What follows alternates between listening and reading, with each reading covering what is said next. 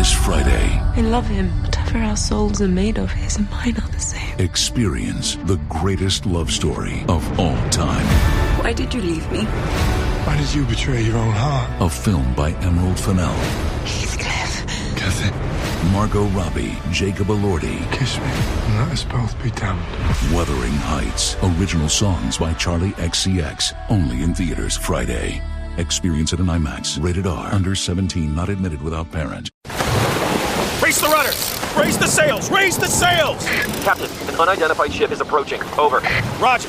Wait, is that an Enterprise sales solution? Reach sales professionals, not professional sailors. With LinkedIn ads, you can target the right people by industry, job title, and more. Start converting your B2B audience today. Spend $250 on your first campaign and get a free $250 credit for the next one. Get started today at linkedin.com/campaign. Terms and conditions apply. I went all the way back to what I thought was the backstage area. I wasn't even sure. And I said, "Hi, I'm here to interview the Ramones."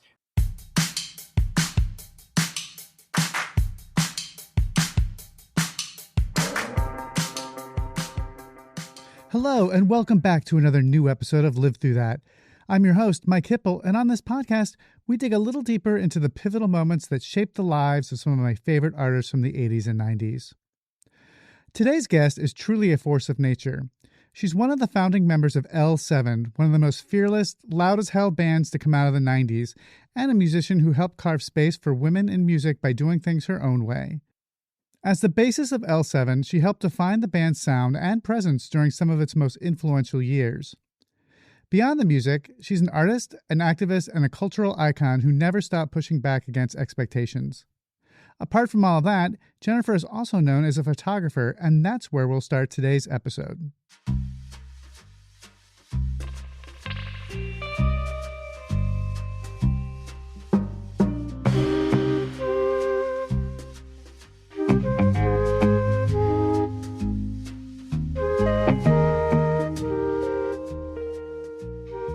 In the early 80s, I'm going to say 1981. I mean, it was pretty early. I wasn't old enough to get into shows yet. And if I did, it would be with like older people that I knew. Like I didn't really know anybody, but I did dress punk rock. And we were walking down Sunset Boulevard to my friend Ann and Nika's house. And there was this private party going on at the Whiskey A Go-Go.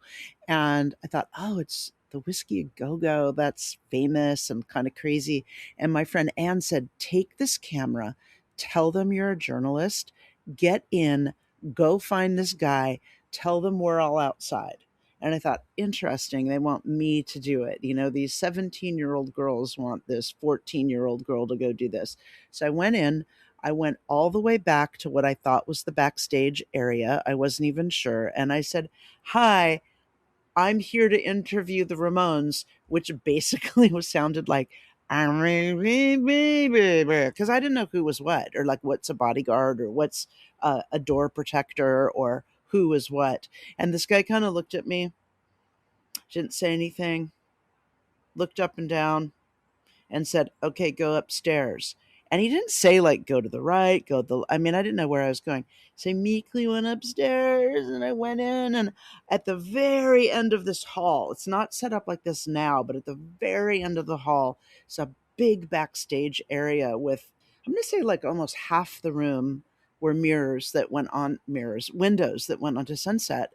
And I meekly sort of walked in.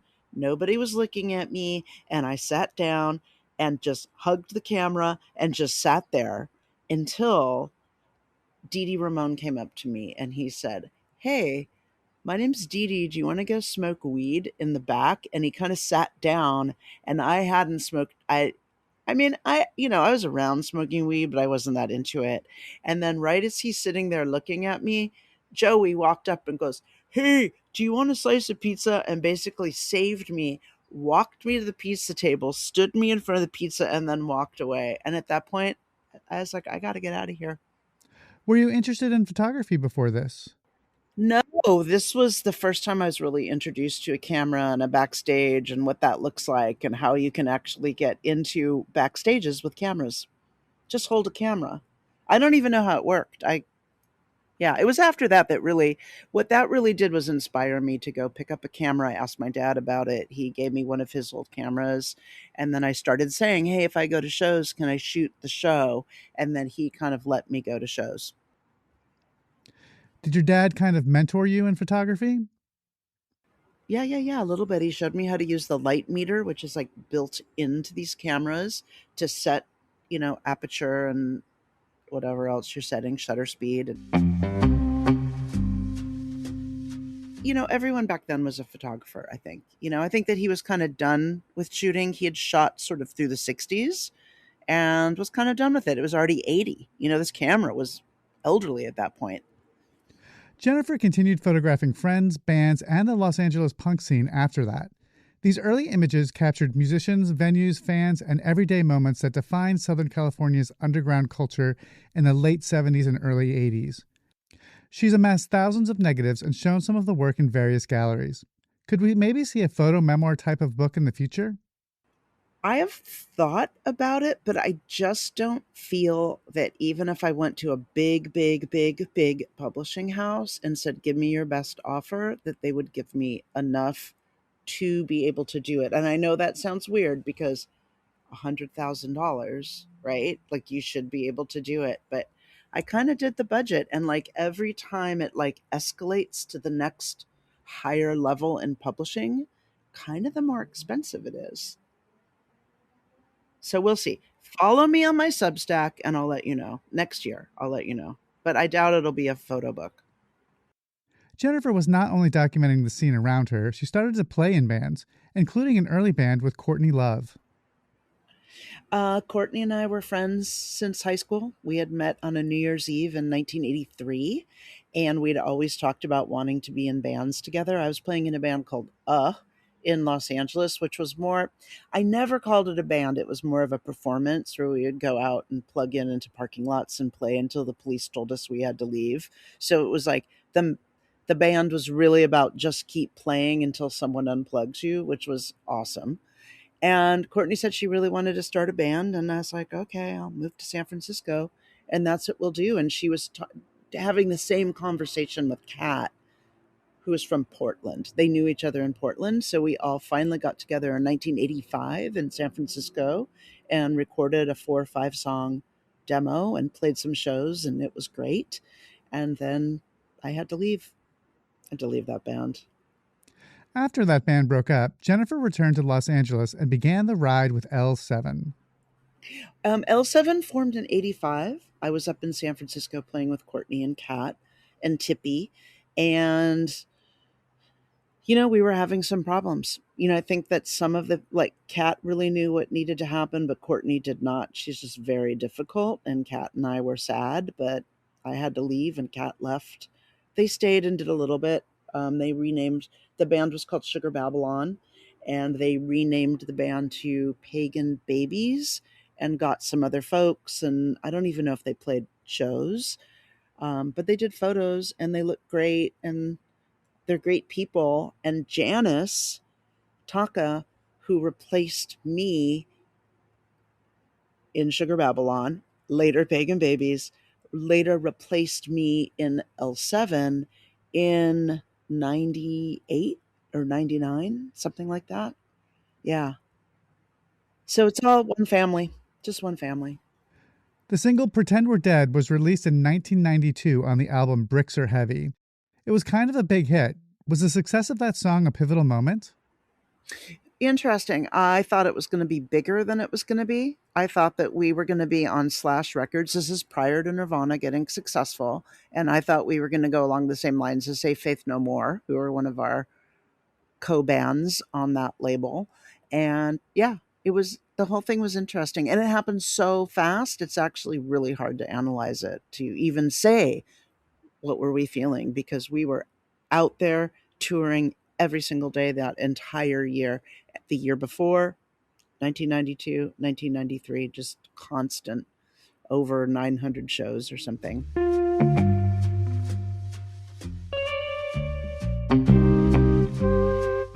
Yeah, I think that I think that at least what L7 learned to do in the very beginning is that we do our best work, we put it out, we keep going.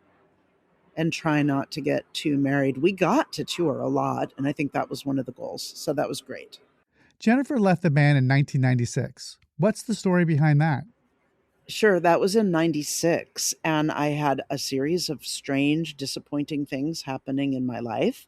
L7 got what was called upsweeped from Slash to Warner Brothers, which was not expected because we didn't think you know what I mean? We didn't know what was going on.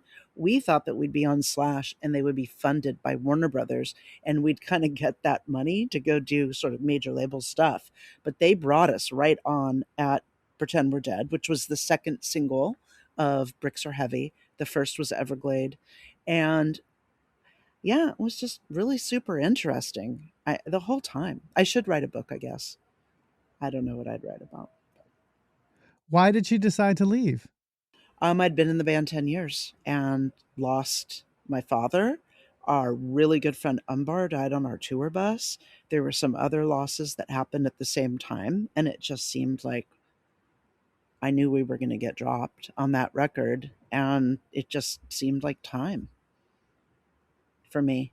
You know, I don't think it was that great, but that's just ended up what it was.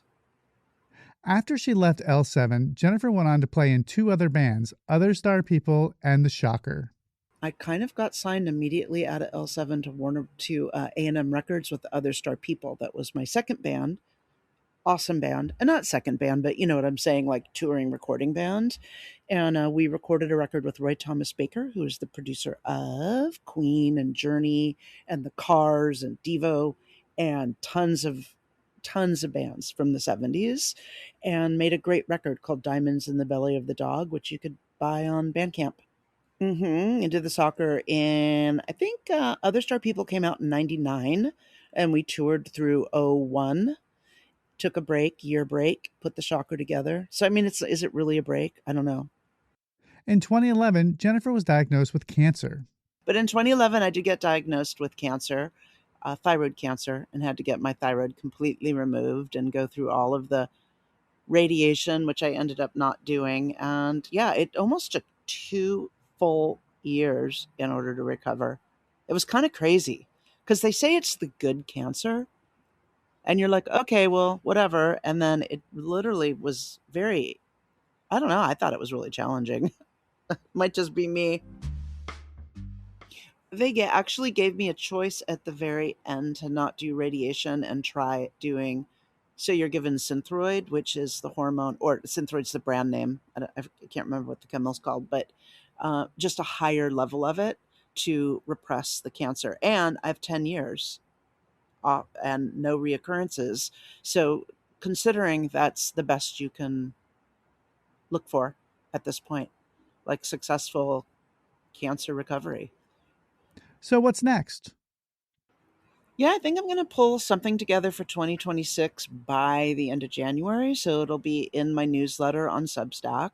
I want to put out more Shocker stuff. We were in the studio about to do vocals with the Shocker when I got cancer, so we never finished those songs. And I keep thinking, well, I'd really like to finish. There's like 3 or 4 of them. Yeah, and then L7's going to be doing shows next year. Emil and the Sniffers, we have confirmed 3 shows so far in June.